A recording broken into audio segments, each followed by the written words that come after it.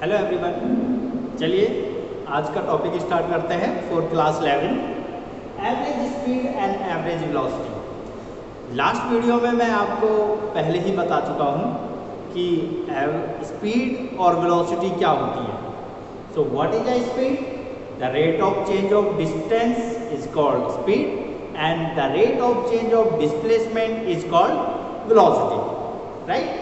So now if we talking about the average speed, so average speed किसी भी trip का या कोई भी ऑब्जेक्ट जब large number of distance multiple times move करता है तो तब हम जो स्पीड लेंगे उसकी एवरेज स्पीड कैलकुलेट करना चाहेंगे तो उसके लिए हम क्या करेंगे, तो एवरेज स्पीड का एक फॉर्मूला है। हम एवरेज स्पीड को एस ए बी से डिनोट करेंगे, that is equal to the total distance covered upon total time taken,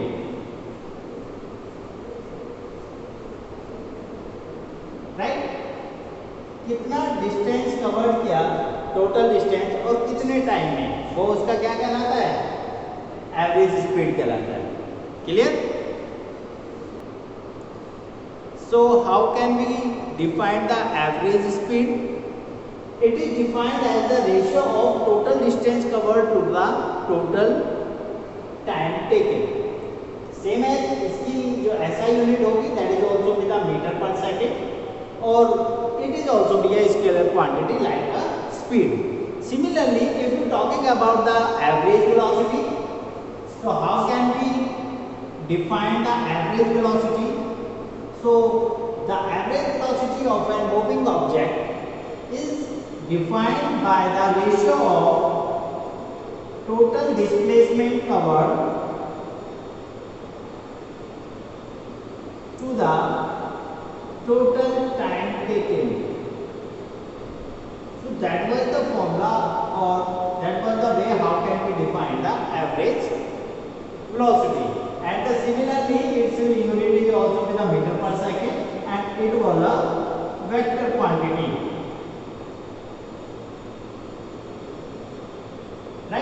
अब how can we define it? अगर हम किसी एग्जांपल के थ्रू एवरेज स्पीड और एवरेज वेलोसिटी को एक्सप्लेन करना चाहें तो सपोज कीजिए एक स्ट्रेट लाइन पाथ है, ऑब्जेक्ट कोई एक ऑब्जेक्ट है जो पॉइंट ए से स्टार्ट करता है चलना और बी तक पहुंचता है, ठीक है? और ए और बी की जो बीच की डिस्टेंस है दैट वाज द 200 मीटर, ठीक है? आफ्टर दैट बी सपोज कीजिए कहां तक पहुंचता है, बी तक पहुंचता है at that was the distance of 200 metre and B के बाद वो अगेन वापस आता है और एक पॉइंट सी तक आता है और जहां तक सी तक की डिस्टेंस है दैट वाज 100 मीटर, ठीक है? बी टू सी की डिस्टेंस कितना है? 100 मीटर। तो पहले तो वो ए टू बी गया, देन बी टू सी आया। So we have to calculate the average speed and average velocity at that one case. So for average speed, as average क्या होता है formula? Total distance upon total time taken. तो total distance कितना cover किया? हम बात कर रहे हैं A to B to C में, ठीक है? तो टोटल डिस्टेंस कितना कवर किया? ए टू बी गया पहले यानी कि 200 metre, then B to C वापस आया, is that means 100 metre.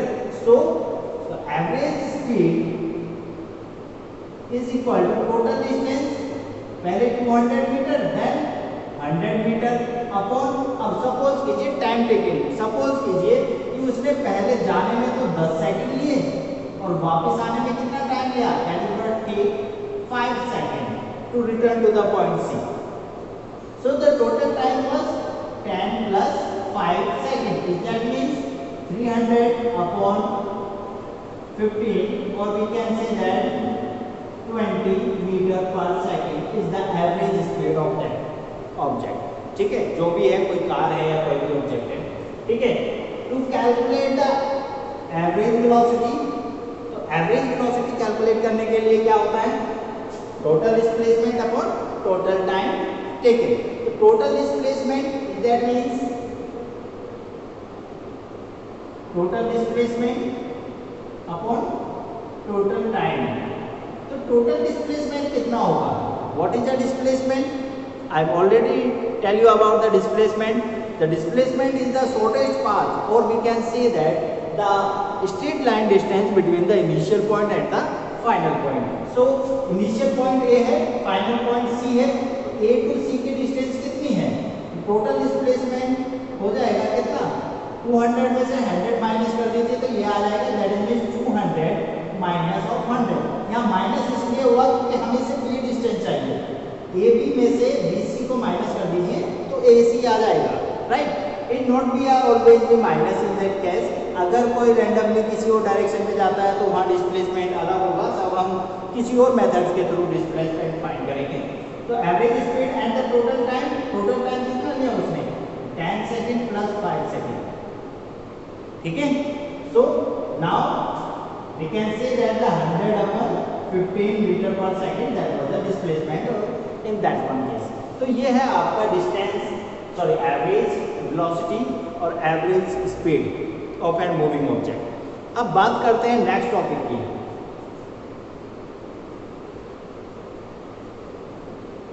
Next topic was instantaneous speed और वेलोसिटी.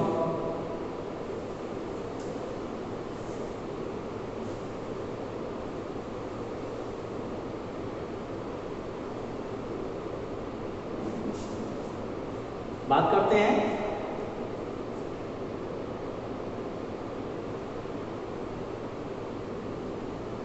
इंस्टैंटेनियस स्पीड और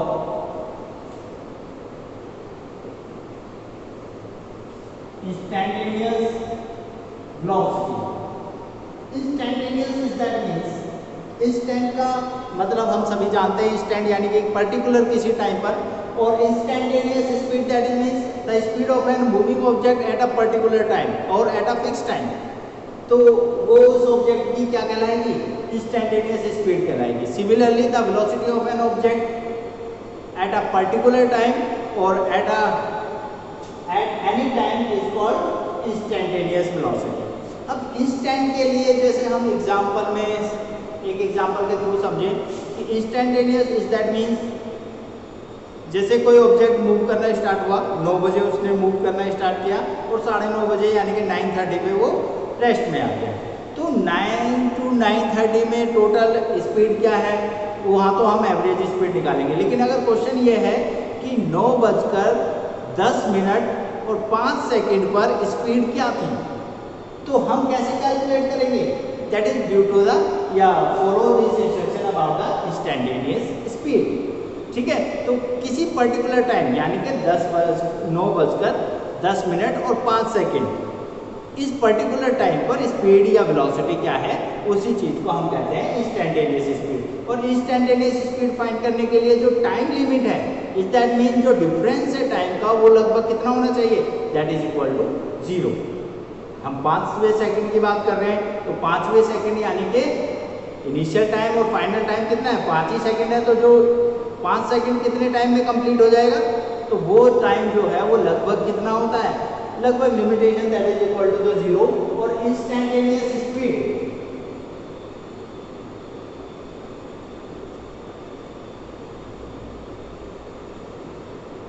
एंड इंस्टैंटेनियस स्पीड की जो वैल्यू है, इंस्टैंटेनियस स्पीड को हम दे सकते हैं that is change in distance upon small D. Change in distance X से डिनोट कीजिए यहाँ पर, एंड चेंज इन टाइम. ठीक है. Where the limit tends to 0 that is delta T tends to 0. कि लिमिट हम यहाँ पर पुट कर रहे हैं कि डेल्टा टी की वैल्यू लगभग 0 है, then the delta x upon delta t is the instantaneous speed. और वी कैन से दैट हम इसको इस तरह से भी लिख सकते हैं in a calculus method in terms of mathematical terms, that is dx upon dt.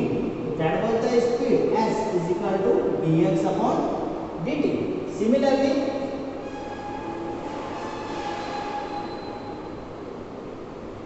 instantaneous velocity. तो instantaneous velocity के लिए क्या करेंगे? Instantaneous velocity that is v is equal to limitation that is delta t tends to 0 and the dx upon dt where x is the displacement at that time. हमने यहाँ पर displacement को भी x से डिनोट किया है. और we can say that is v is equal to dx, sorry यहाँ डेल्टा आएगा, डेल्टा का मतलब है चेंज इन डिस्प्लेसमेंट और चेंज इन टाइम, तो dx अपॉन dt, और जो d हम यूज करते हैं that is also show by the difference, जितना भी डिफरेंस हम ले रहे हैं that is v is equal to dx upon dt। तो यहाँ d इंटू एक्स नहीं है, dx एक नई टर्म्स है, आप मैथमेटिक्स में कैलकुलस में ये सब चीजें पढ़ने वाले हो, इनके कुछ फॉर्मूलेज होते हैं और इनसे बेस्ड कुछ क्वेश्चंस हम सॉल्व करेंगे, तो वो काफी इंपॉर्टेंट होते हैं। तो in that case v is equal to dx upon dt, तो that was the formula of velocity and that was the s is equal to dx upon dt, that was the speed, instantaneous speed. So class, before going forward we want to discuss some formula of differentiation. So that was the terms of differentiation, और differentiation के कुछ formulas होते हैं,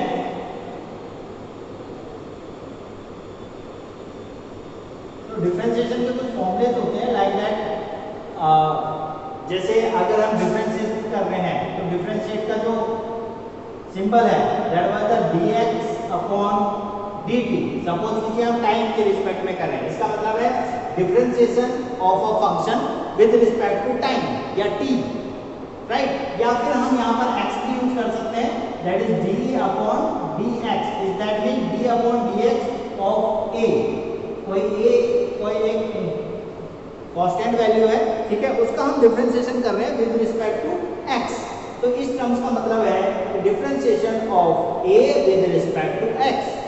a क्या है, x के terms में constant है, a का x पर कोई इफेक्ट नहीं पड़ता, इसका मतलब इसका डिफरेंशिएशन कितना होगा, दैट इज इक्वल टू 0। सिर्फ 2-3 फॉर्मूले हम यहाँ डिस्कस करने वाले हैं, मैथमेटिक्स में आप ये फॉर्मूले काफी ज्यादा पढ़ेंगे, लेकिन बायो स्टूडेंट्स के लिए ये याद करना जरूरी है। अगर हम बात कर रहे हैं d by dx of x, that means differentiation कर रहे हैं x का x के ही रिस्पेक्ट में, तो वो होगा equal to 1, clear. And if we say that d by dx of x to the power n, अगर x टू द कोई पावर n है तो क्या होगा, यहाँ पर n आगे आ जाता है मल्टीप्लाई में, x to the power n minus 1, so that was the differentiation। यही 3 फॉर्मूले हैं, आपको ये 3 हार्ड नहीं है, सिर्फ आपको याद रखने हैं, और जैसे जैसे हम क्वेश्चन सॉल्व करेंगे ये आपको इजीली याद हो जाएंगे। एक और तरीका है कि d by dx of a into X to the power n, कुछ भी है, अगर मल्टीप्लिकेशन में है फंक्शन तो हम इसका कैसे करेंगे, जो a है वो कांस्टेंट है, दैट मींस a बाहर आ जाएगा, और d बाई dx ऑफ किसका करेंगे, सिर्फ x to the power n का, और x to the power n का क्या होता है, ये जो ऊपर फॉर्मूला जो ऊपर इक्वेशन में दिखाया हुआ है, right, so that is the formula and that was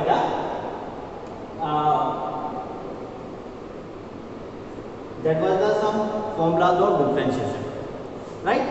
अब बात करते हैं स्पीड और वेलोसिटी की, खत्म करके बात करते हैं एक्सेलरेशन की। So what is acceleration, the rate of change of velocity of an object is called acceleration. Acceleration motion तभी होता है या एक्सेलरेशन तभी होता है जब कोई किसी ऑब्जेक्ट की वेलोसिटी में चेंज आता है, राइट। तो let's start the new topic. ये छोटी छोटी टर्म्स में जो आपको याद रखनी है, और ये नोट आप जो भी नोट्स आपने प्रिपेयर कर रहे हैं ये फॉर्मूले जरूर लिख लीजिए उसमें, और इन्हें याद कर लीजिए, इन पर बेस्ड हम कुछ क्वेश्चंस करेंगे आगे। तो सबसे पहले बात करते हैं एक्सेलरेशन की।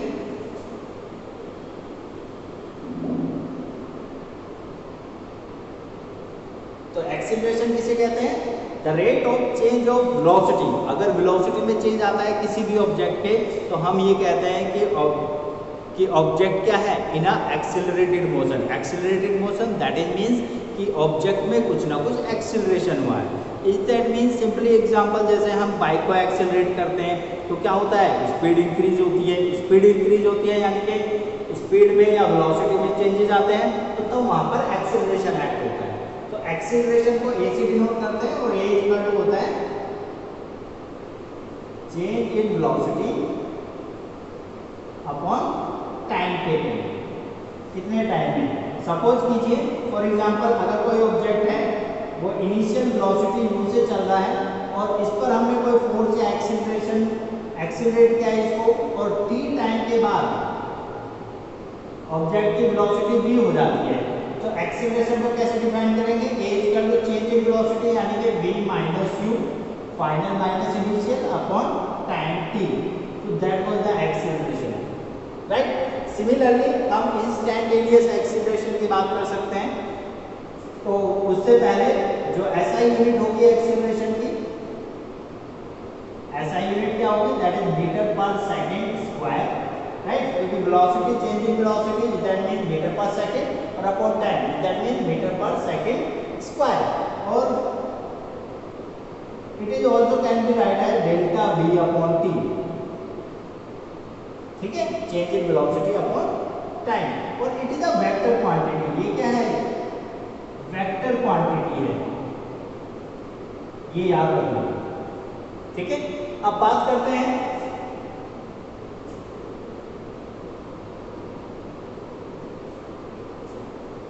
Instantaneous acceleration.